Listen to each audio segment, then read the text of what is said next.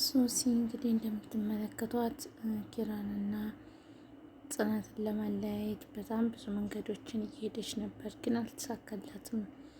ኪራ አሁንም ስለ እሷ ጉዳይ ካወራሽ እኔ ጋር እንዳትደርሽ ብርሽን እናትሽን አካሄድሽን ብር ትራንስፈር አደርግልሻለሁ እያለ እየገሰጸባት ይገኛል ማለት ነው። እሷም ደግሞ ለምን ነው የምገሰጽብኝ እያለች እየዛተችበት ትገኛለች ማለት ነው። እሱም ስለ ሚስቴ መጥፎን ልታወሪ ነው እንዴ? እዚህ ጋር እኔን የቀጠርሽኝ ስለ ሚስቴ መጥፎነት የምታወሪ ከሆነ ከዚህ በኋላ ላገኝሽ አልሞክርም እና ብርሽንም ትራንስፈር አደርግልሻለሁ እያለ እየዛተባት ይገኛል ማለት ነው።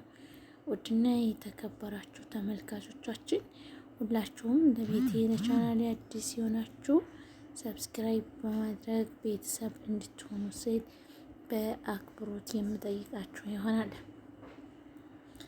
ሰላም አለይኩም ወራህመቱላሂ ወበረካቱሁ። ውድና የተወደዳችሁ እየተከበራችሁ የሰዓድ ዩቲዩብ ቻናል ቤተሰቦች እንደናችሁ ሁሉ ሰላም ሁሉ አማን ነው።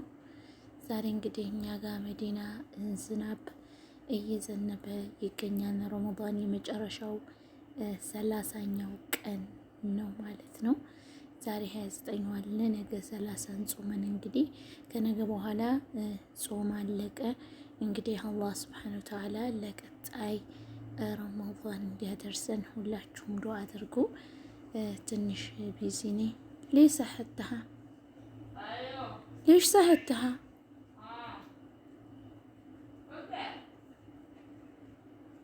እና ሁላችሁም ሰብስክራይብ እያደረጋችሁ ቤተሰብ እንድትሆኑ ስል በአክብሮት የምጠይቃችሁ ነው። ሰብስክራይብ ያላደረጋችሁኝ ሰብስክራይብ አድርጉኝ። ረመዳን እንግዲህ ደረሰ። ላይክ እያደረጋችሁ ሼር እያደረጋችሁ ቤተሰብ ሆኑ። ላይክ ያላደረጋችሁ ላይክ ለምንድን ነው ላይክ የማታደርጉኝ? ግን ሐራም ለምን ነው ላይክ የማታደርጉኝ? እና ሁላችሁንም ወዳችኋለሁ የኔ ውድ ቤተሰቦች። ሰብስክራይብ አድርጉ። ረመዳን እንግዲህ የመጨረሻ ቀን በጣም እኔ እንጃ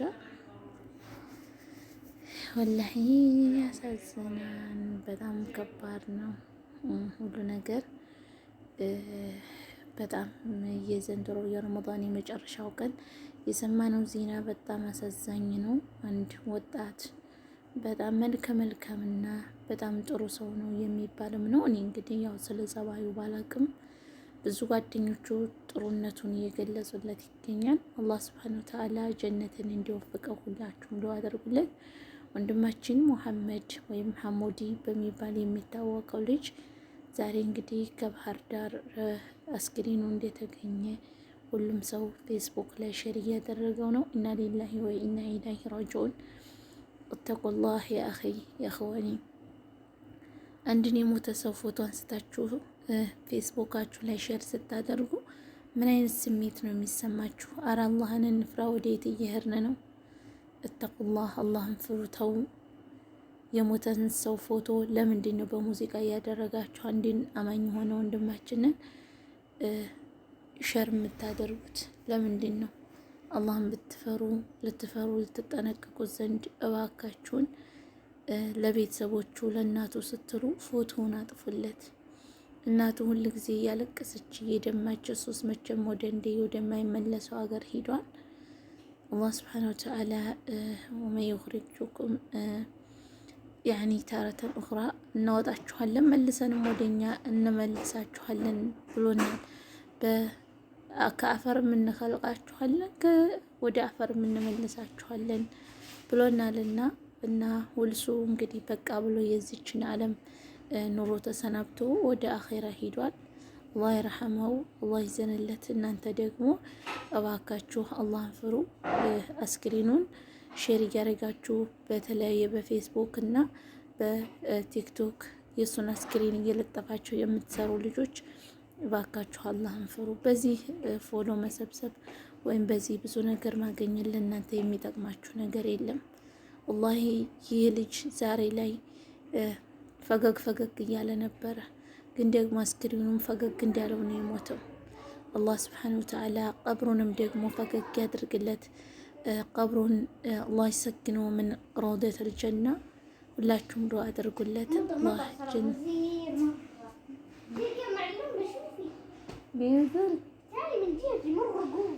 ኢንሻአላህ እና የምር ፌስቡክ ወይም ደግሞ ቲክቶክ ወይም የተለያየ ሚዲያዎችን ባልጠቀም ይሻለኛል።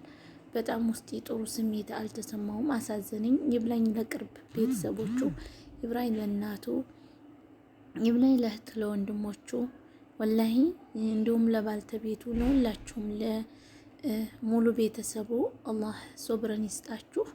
እንዲሁም ጓደኞቹ በቅርብ ያላችሁ አብራችሁ ስትኖሩ የነበራችሁ መጽናናትን ሁሉ እንመኛለን። ኢና ሊላሂ ወኢና ኢለይሂ ራጂዑን። ኩሉ ነፍሲን ዛኢቀቱል መውት፣ ሁሉም ነፍስ ሞቱን ትቀምሳለች። የኛ በምንድን ነው የኛ ነፍስ የሚወጣው የሚለውን አትርሱ ሀበይቢ። ምክንያቱም ይሄ ልጅ እንግዲህ አላህ በቃ ብሎት እሱ ሂዷል፣ አንድም ሳይታመም ቁሞ እየሄደ ከሳዑዲ እስከ የመን ደርሶ እንግዲህ አገሩ ሊገባ አንድ ቀን እንኳ የማይሞላ ቀን ነበር የቀረው። ነገር ግን ደግሞ አላህ አገሩ ሳይገባ በቃ ብሎ ወደማይመለሰው ዓለም ወሰደው ማለት ነው። እና የእሱ መጥፊያ በዚህ ከሆነ የእኛስ መጥፊያችን በምን ይሆን ቤተሰብ? እና ሁላችሁም ሰብስክራይብ አድርጉ። አላህ የኻቲማችንን የመጨረሻችንን ነገር ያሳምርን፣ ወንጀላችንን ሁሉ ያግፊርልን። የግፊሩ ዙኑበ ኢላ አንት። አላህ ስብሓነሁ ወተዓላ አካሄዳችንንም ያሳምርልን፣ ወደ እሱ የምንመለስበትን የመጨረሻችንን ቀን ያሳምርልን። ወላሂ እኔ እንደዚህ ልጅ በጣም ወጣት አለቀ። የአኺ ወዴት እየሄድን ነው?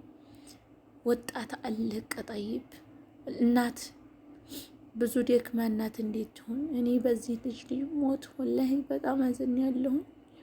አላህ ይዘንለት። ላይን ያላቀውም አንዳንድ ጊዜ ነው ሶሻል ሚዲያ ላይ ስገባ ማየው፣ ግን ወጣቶች አለቁ። እና ደግሞ በእኛ በተከታታዮች በሰዎች የተቆጣሁት ነገር ቢኖር ለምንድን ነው የሞተን አስክሬን እያነሳችሁ ፎቶ የምትለቁ? አላህን የማትፈሩ መሞቱን ለማረጋገጥ ለእናትየቱ ወይም ለወንድምየው ካላካችሁ በቂ ነው። በቃ ይሄ ልጅ ሞቷን ብላችሁ ለማረጋገጥ ለእናትየቱ ወይም ለአባትየው ካላካችሁ ወይም ደግሞ ለወንድሙ ካላካችሁ ለምን ፌስቡክ ላይ ወይም የተለያዩ ሶሻል ሚዲያ ላይ ሸር ታረጋላችሁ? አላህን ፍሩ። አተቁላህ የአኽዋኒ የአኽወቲ። አላህን ልንፈራ ልንጠነቀቀው ይገባል። ምክንያቱም የእኛ ማሟት በምን ነው? በመኪና አደጋ ነው ወይስ ደግሞ ቁጭ ብለን ይሁን ወይስ ተኝተን ይሁን ወይስ እየሄድን ይሁን ወይም ደግሞ አየር ላይ ይሁን በምን አይነት ሁኔታ ወይም በበሽታ ተሰቃይተን ይሁን የምንሞተው በምን አይነት ሁኔታ እንደምንሞት አናውቅም። ስለዚህ ሁላችሁም አሟሟታችንን ያሳምርልን፣ ኸቲማችንን ያሳምርልን እያላችሁ ዱዓ አድርጉ ነው የምለው። የመጨረሻ ንግግሬም አሁንም ይህን ፎቶ ፌስቡክ ላይ የለጠፈው ሰው ማን ነው? አስክሬኑን ሸር ያደረገው ሰው ማን ነው? አውርዱት። ምክንያቱም ይሄ ልጅ ታዳጊ ልጅ አለው። እሱን የመሰለ የሚያምር ወንድ ይህ ልጅ አለው። ነገ ጧት ይህ ነው የአባትህ ፎቶ፣ አባትህ እንደዚህ ሆኖ ነው የሞተው እያሉ በልጅነት አይሚሮ እንዲመረዝ እንዳይሆን የዚህን ፎቶ የዚህን አስክሬን አንሱለት እባካችሁን ተመልካቾቼ። ሁላችሁንም ወዳችኋለሁ። አላህ መጨረሻችሁን ያሳምርላችሁ፣ መጨረሻችንን ያሳምርልኝ። ረመዳን እንግዲህ ዛሬ የመጨረሻው ቀን ነው። አላህ የመጨረሻይቱንም ቀን ደግሞ ከጀሃነም ነጻ ካደረጋቸው ወንጀላቸው መግፊራ ለይለተል ቀድርን ወፍቋቸው። ኢድን ደግሞ በሰላም አይደን ለመጨረስ ያብቃን። እንግዲህ ከፊሉ ሰርግ ላይ ነው። ረመዳን ሲወጣ በጣም ሰርጋቸው ደፋ ጥልም እያሉ ነው፣ ሰርግ ለማውጣት ማለት ነው። አያችሁ። ከፊሉ ደግሞ ሀዘን ላይ ነው። የወዱና እንደዚህ ናት።